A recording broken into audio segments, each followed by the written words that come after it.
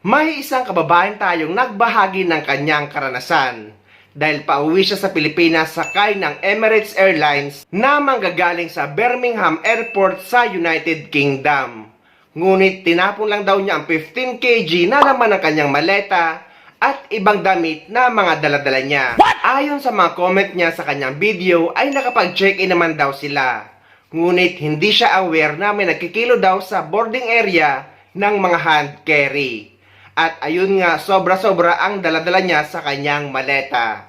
Willing naman daw siyang bayaran ng mga sobra sa kanyang hand carry, pero ang masakit dito ay hindi daw sila tumatanggap ng cash.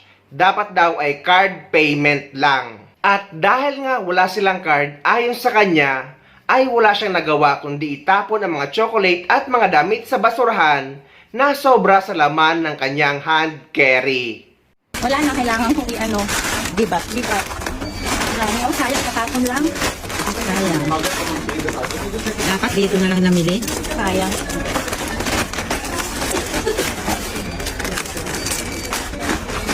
Ala, itatapon lahat.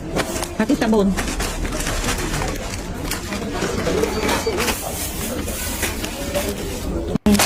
Yan lahat itatapon. Grabe ang higpit. Dami.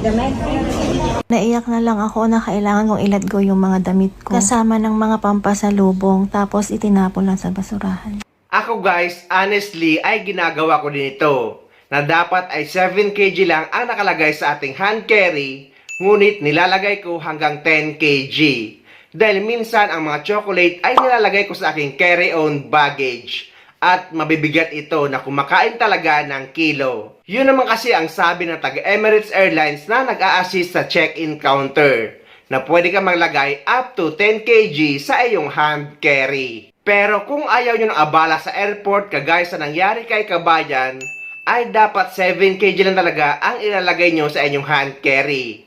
Dahil may kasabihan nga na hindi naman araw-araw ay Pasko. Kahit nga sila ay nagulat dahil sa tagal-tagal na daw nilang natatravel, ay ngayon lang nagkilo ng mga hand carry ang Emirates Airlines.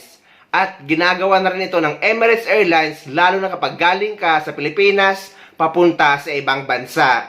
Kinikilo nila ang mga hand carry baggage at minsan nga pati ang mga laptop bag.